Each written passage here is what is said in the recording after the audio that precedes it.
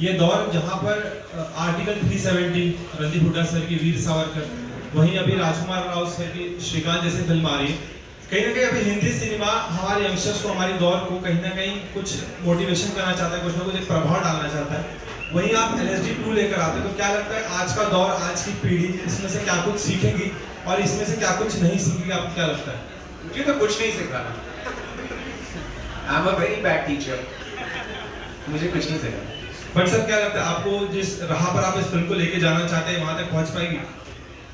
मैं तो हिट की तरफ ले जाना चाहता हूँ, वहां तक पहुंचेगी नहीं, मैं कैसे पता कर, मुझे नहीं पता। Thank you so much. इसके बाद ही परितोष, मेरा सवाल आपसे, मैं आपसे जानना चाहूंगा, जिस तरह किरदार आप निभा रहे हैं इस फिल्म में, क्या लगता है आपके आगे के करियर के लिए कहीं ना कहीं आपके लिए कुछ बाधाएं आ सकती है?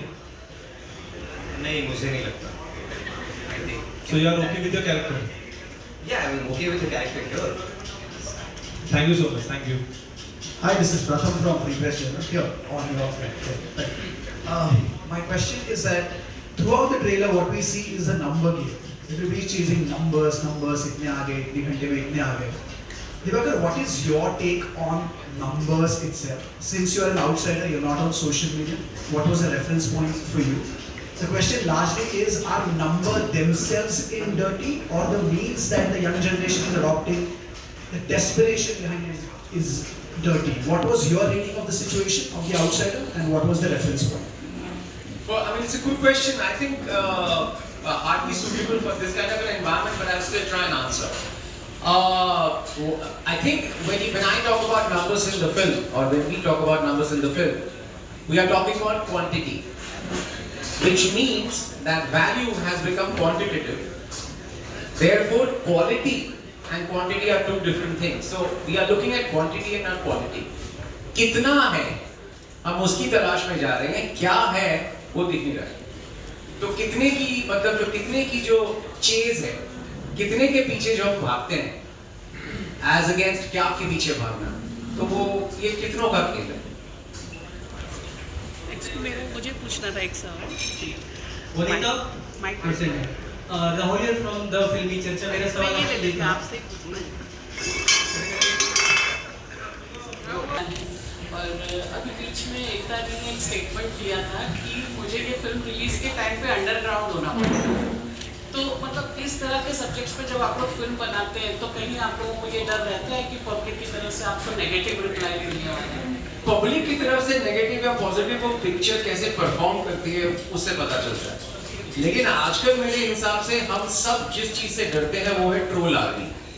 तो एकता जिसकी बात कर रही थी वो थी ट्रोल आर्मी, और हमारी फिल्म में ऐसा बहुत कुछ हो रहा है। एक बच्चे के साथ बहुत कुछ हो रहा है, तो एक 17-18 साल के एक बच्चे के साथ कुछ हो रहा है कि एक पता नहीं मैं कुछ रिवील कर रहा हूँ कि नहीं, एक 13 साल के बच्चे का मर्डर हो रहा है, किसी के साथ बलात्कार हो रहा है, और कोई शो में अभी जैसे आपने देखा किसी को थप्पड़ मार रहा है।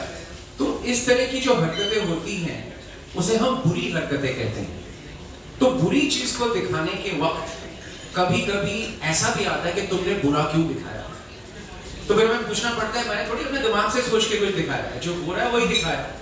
फिर पता चलता है कि नहीं, जो बुरा हो रहा है वो तुम दिखा नहीं सकते, इसीलिए एकता डर है।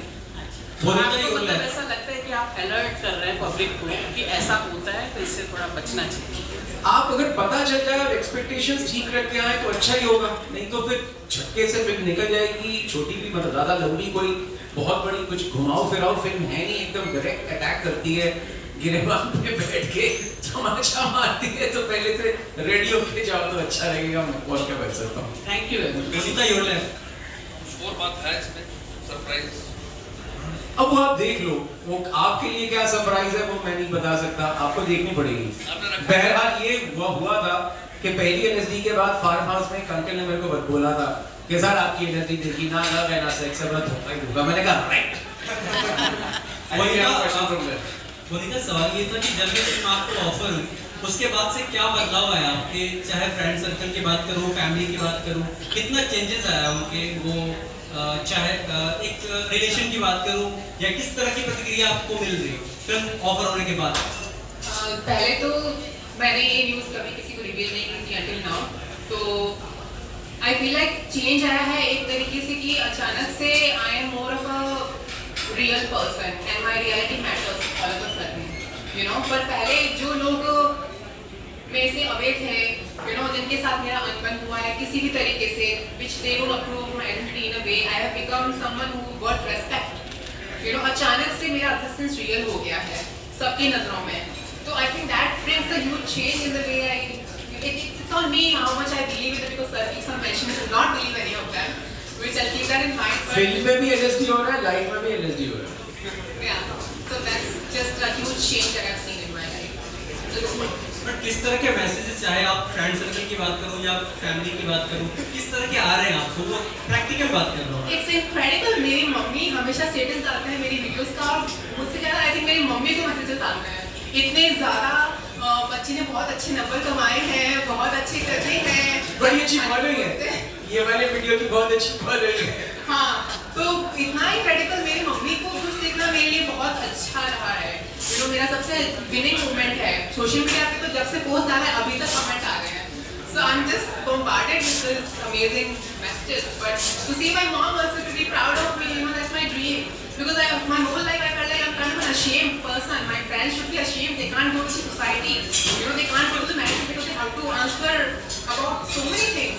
And you know, like because of me, they have to face all these things. And now I have reached a moment where my mom is proud of me. So I think it's I can't even comprehend what I'm feeling. So. आप अभिनव से पूछिए उसको क्या message है।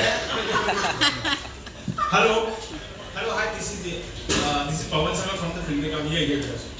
My question is for Diwakar sir. Sir, जिस तरीके से trailer में दिखाया जाए कि न्यूडिटी ये सारी चीज़ें दिखाई जा रही है, थोड़ी बहुत मतलब बोल्ड चीज़ें दिखाई जा रही है ट्रेलर में, मुझे आपसे जानना है कि कितना चैलेंजिंग रहता है to show present this such type of contents towards the audiences, and मैं आपसे जानना चाहूँगा कि ये बोल्ड स्टेप लेने के लिए आपको क्या क्या प्रयास करना पड़ता है।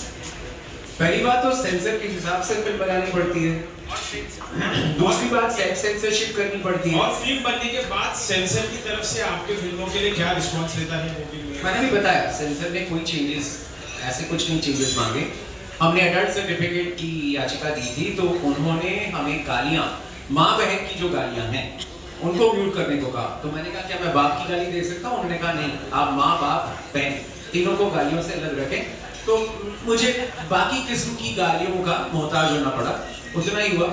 और उसके बाद जो भी तो मतलब संपूर्ण नंदना के जो सीन्स थे उनको ब्लर आउट करना पड़ा, पूरे न्यूड सीन्स को सेंसर की तरफ से। बस यही, और हमें पता था यही होगा और हम तैयार होकर गए थे, क्योंकि एडल्ट सर्टिफिकेट फिल्म थी और बहुत ही स्मूथ गया सेंसर का प्रोसेस। और लगा कि कुछ सोच समझ के वो फिल्म को देख रहे हैं और सोच समझ कर उन्होंने फिल्म को सर्टिफिकेशन दिया। तो ये मेरे लिए एक बहुत ही सुखद एक सरप्राइज रहा। बाकी प्रयास, इस फिल्म को बोल्ड बनाने के लिए प्रयास करने की क्या कोशिश करी गई वो मुझे पता नहीं, क्योंकि कहानी जैसी थी, जो कहानी हमने लिखी वैसे ही शूट की, तो उससे ज्यादा कुछ करना नहीं पड़ा। क्योंकि कहानियों में आप इसे बोल्डनेस कह रहे हैं, वो बेसिक कथानक कहानियों में ही था। निर्दोष आप बिल्कुल बोलो, आप जो बैठे हो एक्सपीरियंस शेयर कीजिए। क्या ही बोलो। से समझे। Right now, I'm really out of words. I just want my craft to speak for me, and that would be really enough for me. Any other questions?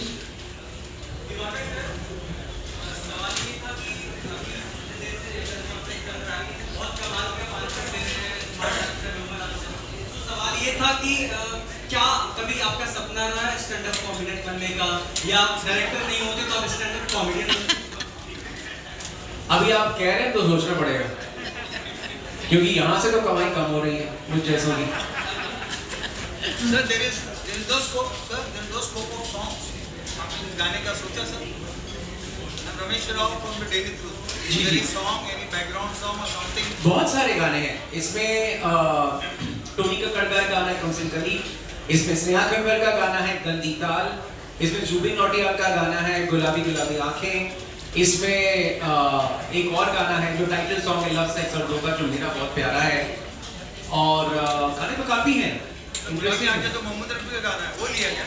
जी जी, गुलाबी आंखें तो मोहम्मद रफी का गाना है, उसको लिया क्या? नहीं जी, नहीं जी, मोहम्मद रफी को नहीं लिया, मैंने उनको छोड़ दिया। Okay, thank you so much. I think we had